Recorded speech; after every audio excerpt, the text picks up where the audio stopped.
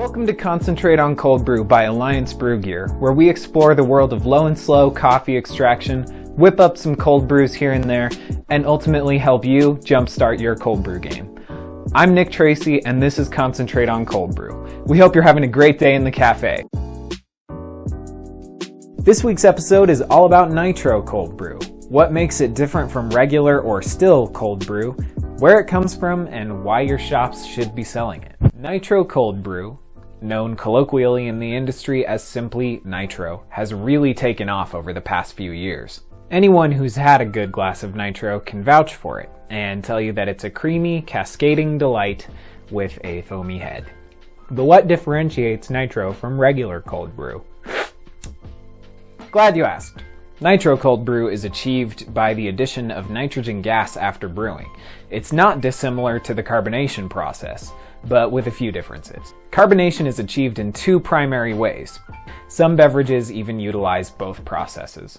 First, carbonation can be a byproduct of chemical reaction in a given brewing process, or second, it can be accomplished by forcefully adding carbon dioxide to a liquid. Nitro is more similar to the latter. Rather than being an element of the brewing process itself, Nitro Cold Brew is achieved by infusing already brewed, ready-to-drink cold brew coffee with nitrogen gas.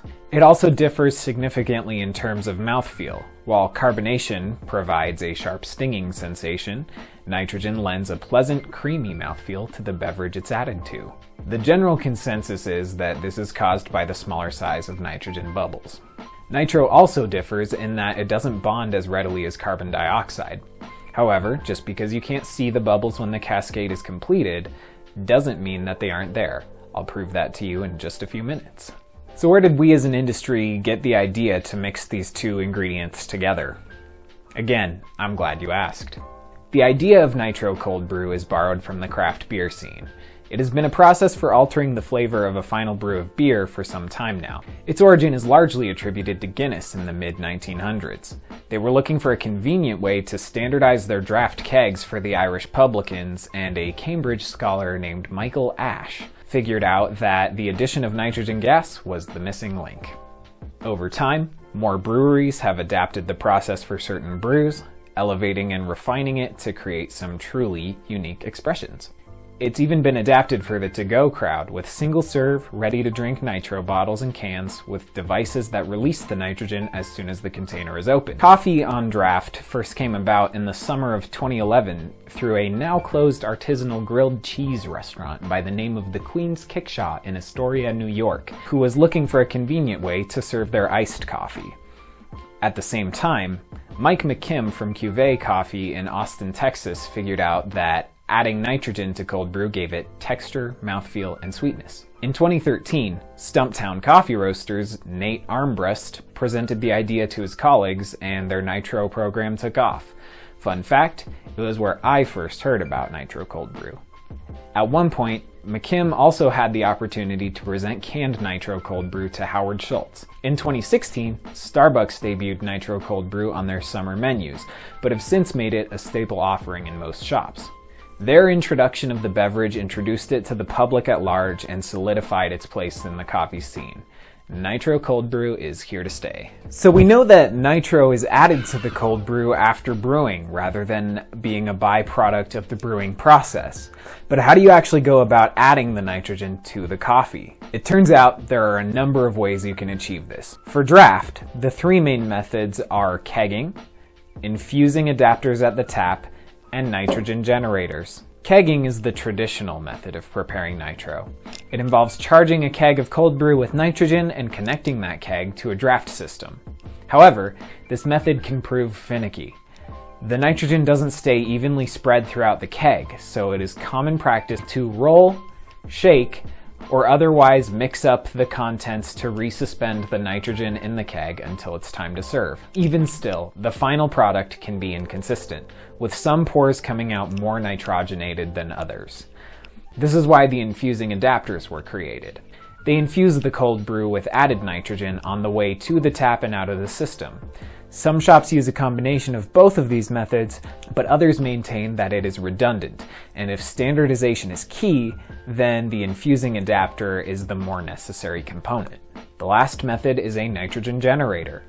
These systems utilize atmospheric nitrogen and infuse it with your cold brew on the way through the tap, much like the infusers. These units are typically designed with portability in mind, more so than the other systems at least. It still weighs about 60 pounds. Part of that portability is they also contain refrigeration elements to chill the beverage on its way through the system as well. Again, you should be storing your cold brew in the fridge, but if you need to take it on the go for an event and don't have space for an entire refrigerator at your booth, this is the ideal system. We'll be giving you a demo of this machine in particular momentarily. A more mobile option than even the nitrogen generator is canned or bottled Nitro Cold Brew.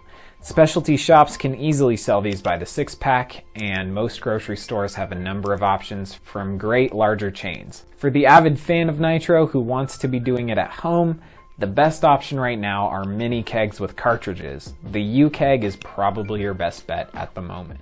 But why do cafes even sell it at all? Surely the necessary equipment makes it impossible to turn a profit on. Nope. While it is true that it does add complexity to your process, it also adds value to the final beverage. Selling Nitro Cold Brew for at least $1 more than your traditional or still cold brew is acceptable, given the increased flavor variety and complexities of preparation. It can essentially add value to and elevate your entire cold brew program. By having beverages of varying price points, there can be a drink for any budget. Depending on the effectiveness of your marketing efforts and volume of subsequent sales, the cost of the equipment can be negated in under a month. Let's assume that we have a 6.5 gallon RTD, ready to drink, batch of cold brew made up.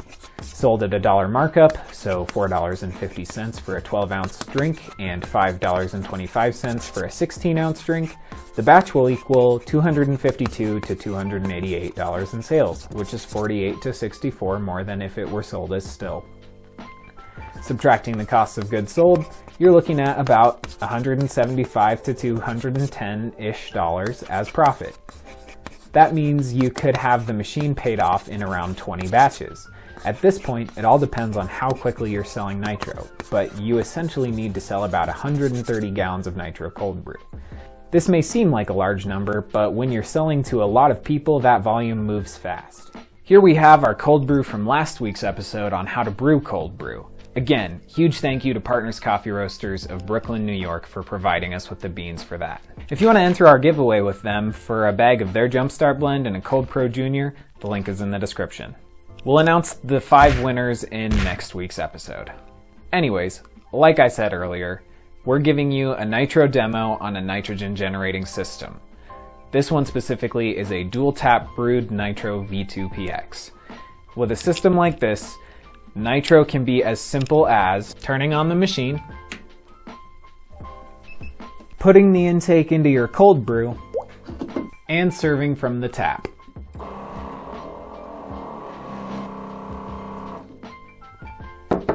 Again, these units are perfect for events like festivals, farmers markets, and other times when you need to serve cold brew on the go. You want to pour it like you would a beer, so tilting the glass like I just did.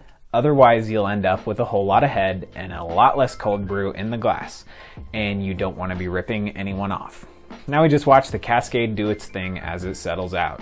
A common misconception with Nitro is that once the cascade is done, the nitrogen is just gone from the drink and you're stuck with an expensive still cold brew. While nitrogen certainly doesn't stick around as long as carbonation, just because you can't see the bubbles doesn't mean they aren't there. A great way to demonstrate this fact is to pour the cold brew back into a separate glass. You can see that the cold brew is still nitrogenated because it just begins the cascade again, albeit not as strong as when it was pouring straight from the tap. Thanks for watching this week's episode of Concentrate on Cold Brew, all about the phenomenon that is Nitro Cold Brew. Do you sell Nitro if you're a coffee shop, or have you had Nitro if you are a customer? Let us know in the comments section below. We'll be back next time to talk about the history of cold brew and its journey into the zeitgeist.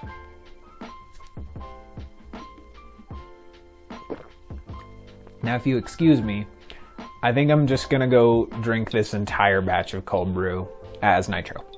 There's still time to enter our giveaway for a Cold Pro Junior and a bag of Jumpstart blend from Partners Coffee Roasters. All you have to do is head to the link in the description and gain entries by doing things like checking out our Instagram pages or signing up for our newsletters.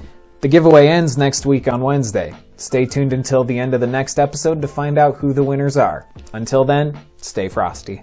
If you enjoyed today's episode of Concentrate on Cold Brew, please consider liking this video and sharing it with your friends. It really helps the channel out. If you want to connect with us, various coffee roasters, cafes, and other cold brewers, the link to the Cold Brew Alliance page is in the description. Click or tap the Alliance logo to check out the rest of the Alliance Brew Gear channel. Catch up on the rest of the Concentrate on Cold Brew videos over here, or watch the previous episode right here. Again, thanks for tuning in to Concentrate on Cold Brew, and stay caffeinated out there, my friends.